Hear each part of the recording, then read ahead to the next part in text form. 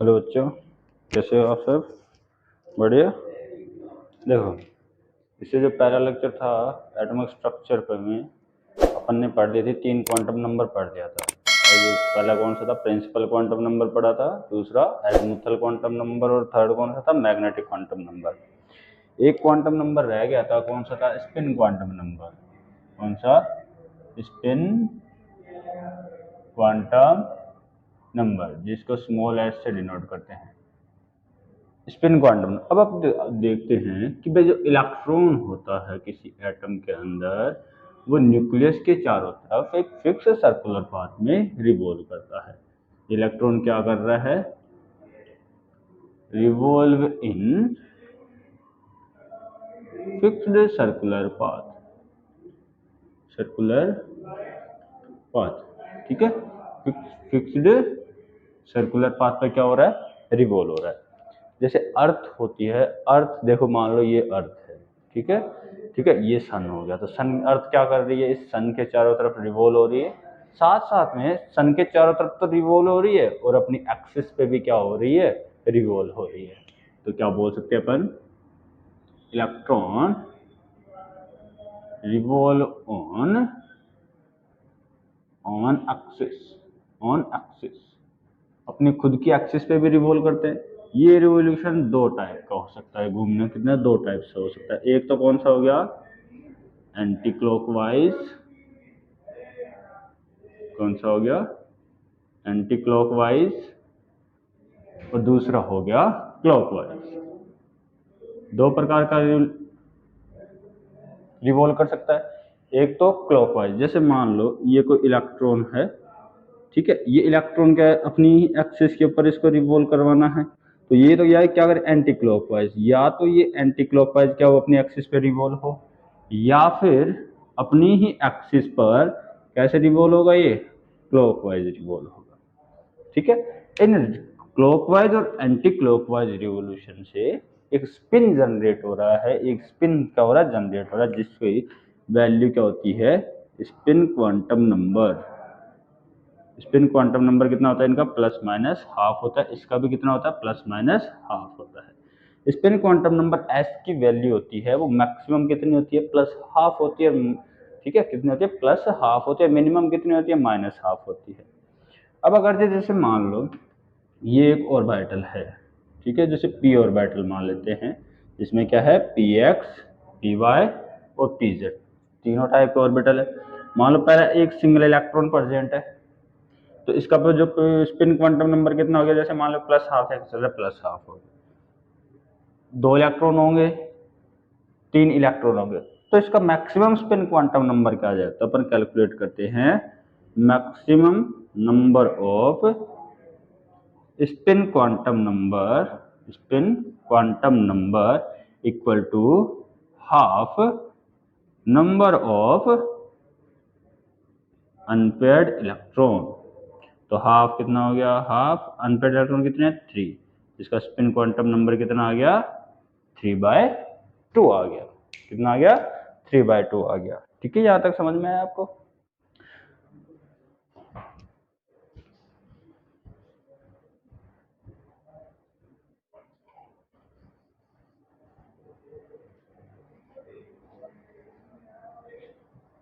ठीक है, यहां तक हुआ आपका?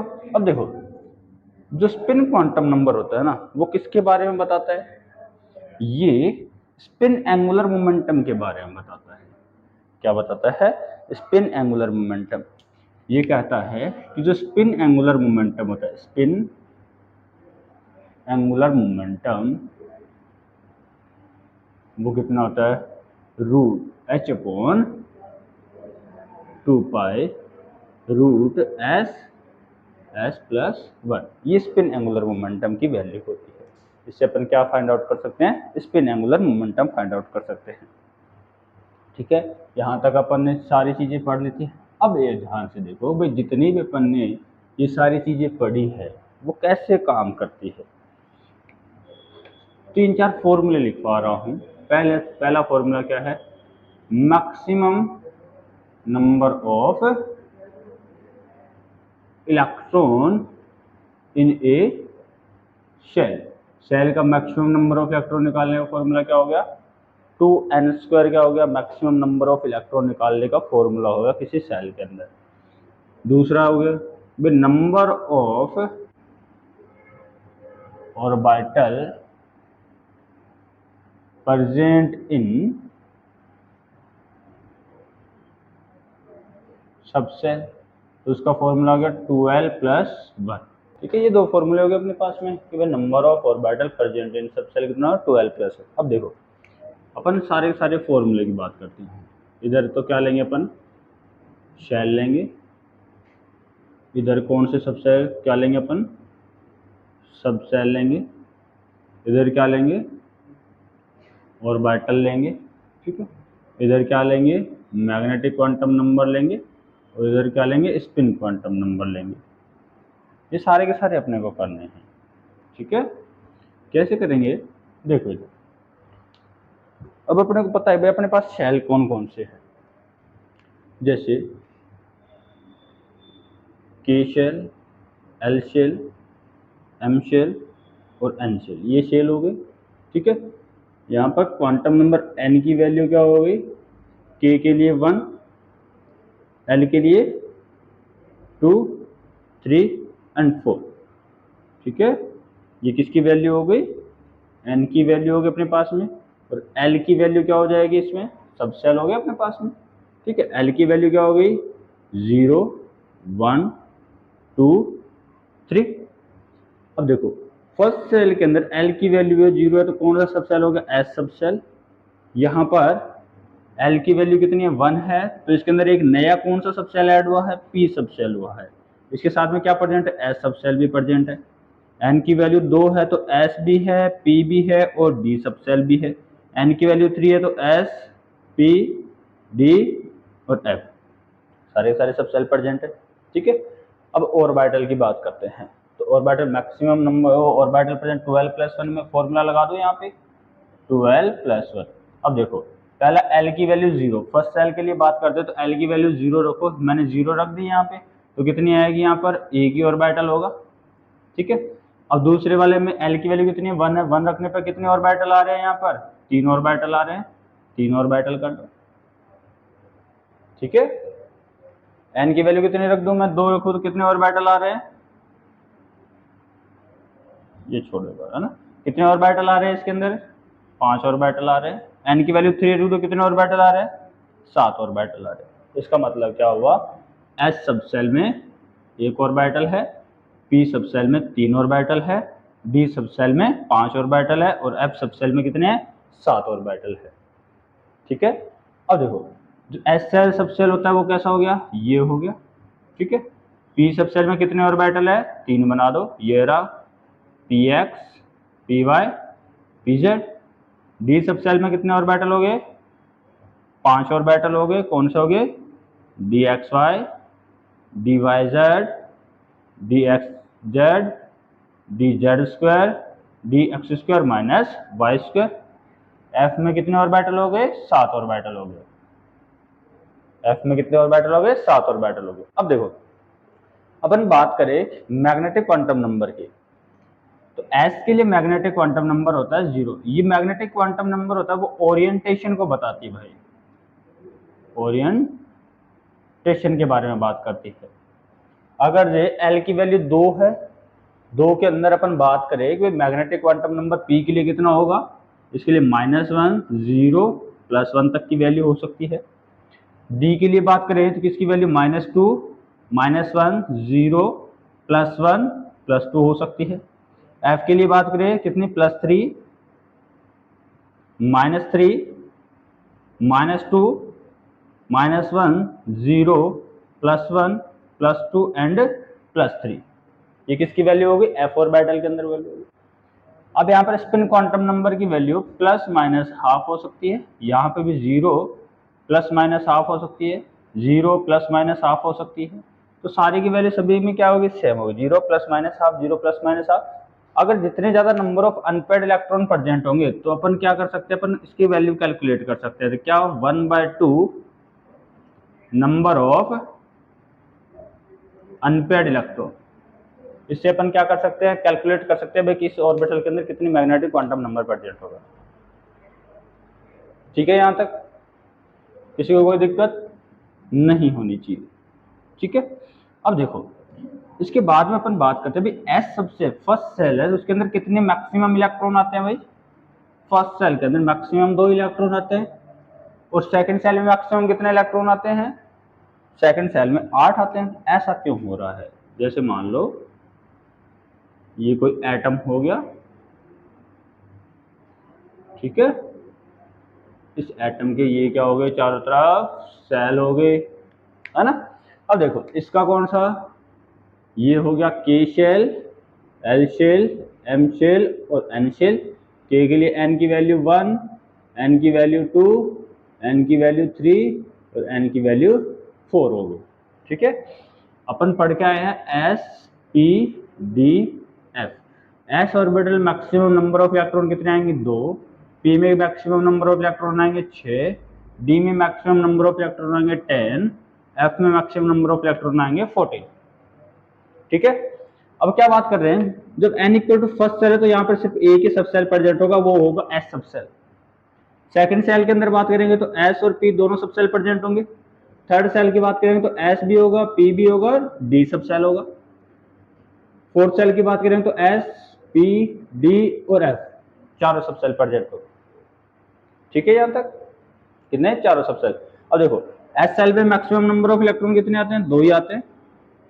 पी सब सेल में मैक्सिमम नंबर ऑफ इलेक्ट्रॉन देखो 2 पी के, 2 एस के और 6 पी के, टोटल कितने हो गए, 8 इलेक्ट्रॉन हो गए। थर्ड सेल की बात करें तो एक 2 एस के इलेक्ट्रॉन हो गए, एक पी का इलेक्ट्रॉन हो गया, 6 पी के इलेक्ट्रॉन हो गए और 10 इसके हो गए, टोटल कितने हो गए, 18 इलेक्ट्रॉन हो गए। एफ ऑर्बिटल की बात करते हैं तो 2 इलेक्ट्रॉन एस के, 6 इलेक्ट्रॉन पी के, 10 इलेक्ट्रॉन डी के और 14 इलेक्ट्रॉन किसके हो गए, एफ ऑर्बिटल के अंदर आ गए। ठीक है, मैक्सिमम नंबर ऑफ ऑर्बिटल कितने होंगे, मैक्सिमम नंबर ऑफ ऑर्बिटल पहले फर्स्ट सेल में एक ही होगा। सेकंड सेल के अंदर मैक्सिमम नंबर ऑफ ऑर्बिटल कितने होंगे, 3 पी के हो गए और एक एस का हो गया, कितने हो गए टोटल, 4 हो गए। थर्ड सेल में बात करेंगे तो कितने, 1, 3 और 5 कितने हो गए, 9 हो गए। लास्ट सब सेल की बात करते हैं इसमें कितने हो गए, टोटल इलेक्ट्रॉन देखो 7 तो यही हो गए, टोटल कितने हो गए, 16 इलेक्ट्रॉन हो गए। ठीक है, तो ये क्या हो गया अपने पास में, ऑर्बिटल हो गए, मैक्सिमम नंबर ऑफ इलेक्ट्रॉन हो गए, maximum orbital in the shell हो गए। मैक्सिमम ऑर्बिटल निकालने का फॉर्मूला क्या हो गया, n स्क्वायर होता है। क्या होता है, n स्क्वायर होता है। क्लियर है यहां तक। ठीक है, अब देखो अब क्वेश्चन करते हैं अपन, थोड़े से सिंपल से क्वेश्चन आते हैं। एक क्वेश्चन और समझ लो, अगर जो तुम लोगों से ऐसे पूछे, ऐसे दे दे 4D सबसे, अब इसके लिए बोल दे तुम्हें find the value of n, l, m और s, इनकी वैल्यू फाइंड आउट करवा ले तुम लोगों से। तो क्या करेंगे भाई, 4D सेल है। अब यहां से समझो, ये जो 4 दे रखा है ना, आगे जो न्यूमेरिक वैल्यू दे रखी है, ये न्यूमेरिक वैल्यू किसको बताती है, ये शेल को बताती है। किसको बताती है, शेल को। 4 दे रखा है, इसका मतलब कौन सा हो गया, फोर्थ सेल हो गया। कौन सा हो गया, फोर्थ सेल हो गया, मतलब n की वैल्यू कितनी हो गई, 4 हो गई। ये d किसको बताता है, सब सेल को बताता है। किसको बताएगा, ये सब सेल को बताएगा। तो d सब सेल को बताया तो ये किसको, l की वैल्यू से आता है। तो यहाँ पर d के लिए l की वैल्यू कितनी हो गई, 2 होगी। तो यहाँ पर l की वैल्यू कितनी हो गई, 2 होगी। अब d सेल है तो m की वैल्यू क्या हो सकती है इसकी, -2, -1, 0, +1 और +2 हो सकती है। स्पिन क्वांटम नंबर कितना हो सकता है, प्लस माइनस हाफ भी हो सकता है, 3/2 भी हो सकता है, 2 भी हो सकता है और 5/2 भी हो सकता है। जितने ज्यादा number of unpaired electron present होंगे उतने इसके स्पिन क्वांटम नंबर की क्या हो जाएगी, वैल्यू हो जाएगी यहाँ। ठीक है, इस प्रकार से कैलकुलेट करेंगे अपन। ठीक है, देखो मैं क्वेश्चन बोलूंगा, आप क्वेश्चन नोट आउट कर लेना। ठीक है, जैसे क्वेश्चन आ जाए अपने पास में, the orientation of atomic orbital is governed bye, क्या बोल रहा है, the orientation of atomic orbital is governed bye atomic orbital का ओरिएंटेशन कौन बताता है। एक मिनट,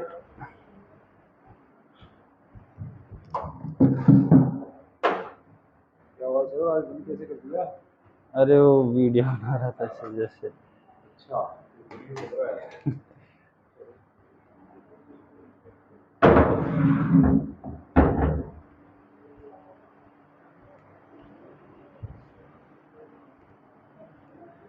क्या हो रहा है देखो, पूछा है the orientation of atomic orbital is govern by, भाई किसी भी एटॉमिक ऑर्बिटल का ओरिएंटेशन कौन बताता है?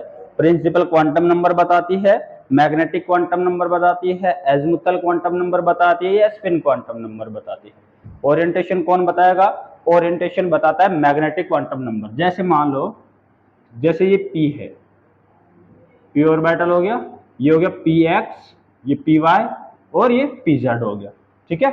अब यहां पर जो एक्स है, ओरिएंटेशन क्या बता रहा है? एक्स एक्सिस को बता रहा है, वाई एक्सिस को बता रहा है, और जेड एक्सिस को बता रहा है, ठीक है। तो ओरिएंटेशन के बारे में बात कौन करता है अपने पास? अपने से मैग्नेटिक क्वांटम नंबर कहती है भी ओरिएंटेशन के बारे में बताती है, ठीक है। एक्स एक्सिस, वाई एक्सिस और जेड एक्सिस के बारे में, ठीक है। अब अपने को बहुत सारी क्वांटम नंबर की वैल्यू दी जाए, जैसे अपने को बोल दिया जाए कि भाई which of the highest energy, ठीक है, which pair of the highest energy अपने को दे दे भाई n equal to 3, l equal to 0, m equal to 0, m equal to plus का हाफ, s इक्वल टू क्या दे दे?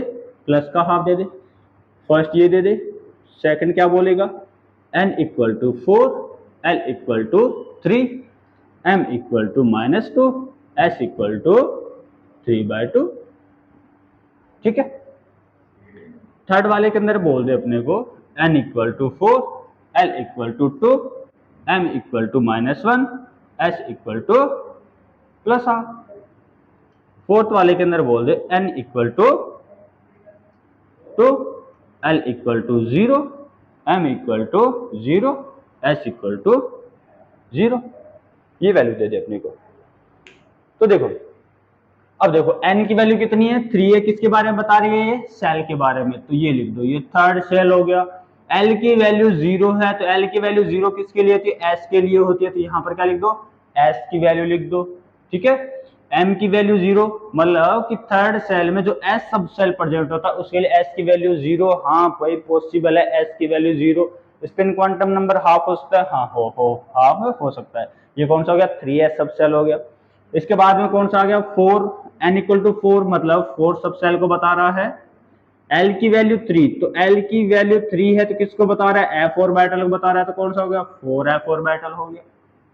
यहां पर देखो n की वैल्यू कितनी है? 4 है, ये लो n की वैल्यू 4 हो गई। l की वैल्यू कितनी है? 2 है, ठीक है। 2 किसके लिए बताता है? p के लिए बताता है। यहाँ पर n की वैल्यू 2 है, तो 2 किसके है? ये लो सेकंड सब सेल हो गया। l की वैल्यू 0, तो s ऑर्बिटल को बता दिया। अब एक चीज ध्यान रखना, अपने पास में कौन आ रहा है? 3s, 4f, 4p और 2s आ रहा है। यहां पर क्या कर दो? n plus L rule apply कर दो। n प्लस एल की वैल्यू जिसकी जितनी ज्यादा होगी उसकी एनर्जी भी क्या होगी? उतनी ही ज्यादा होगी। तो यहाँ पर थर्ड सेल है 3, एल की वैल्यू कितनी होगी? 0, टोटल कितना आ गया? 3 नंबर आ रहा है। 4, एल की वैल्यू 3 होगी, टोटल कितना आ गया? 7 आ रहा है। n प्लस एल की वैल्यू कितनी आ रही है? 7 आ रही है। 4 प्लस 2, n प्लस एल की वैल्यू कितनी?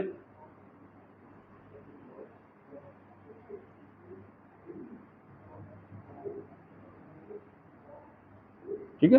p के लिए l की वैल्यू कितनी होगी? 1, तो यहाँ पे कितना आ रहा है? 5 आ रहा है।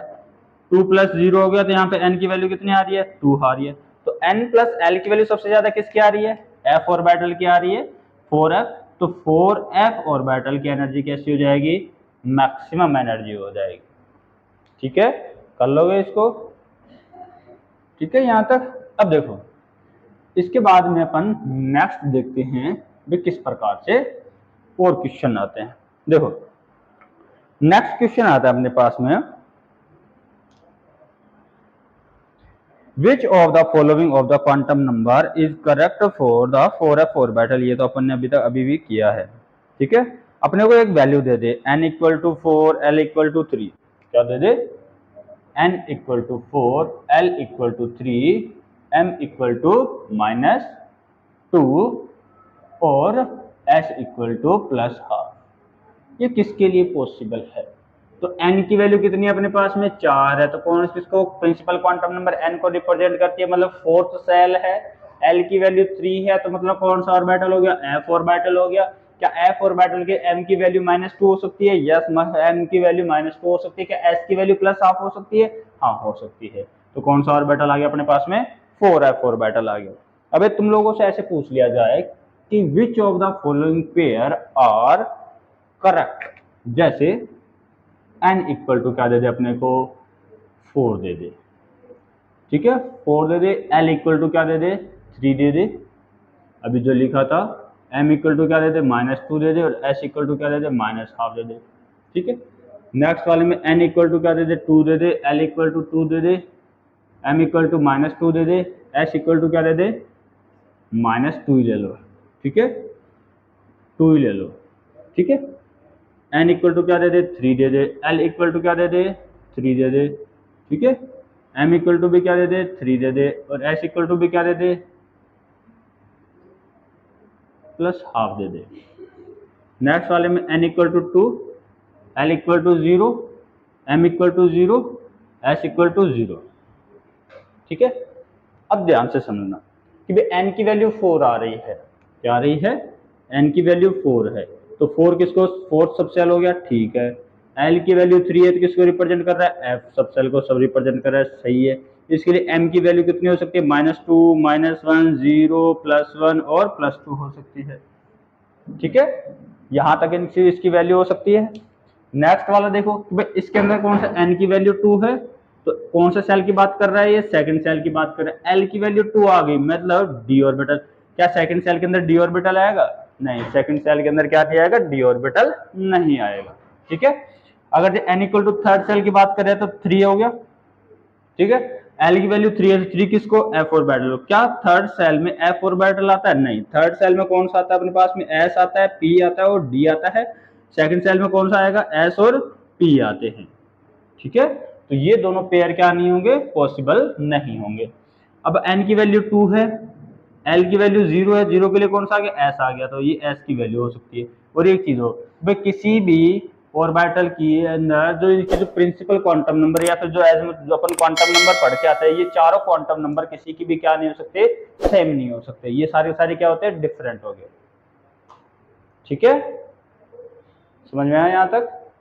बाकी अपन करेंगे नेक्स्ट लेक्चर के अंदर, ठीक है।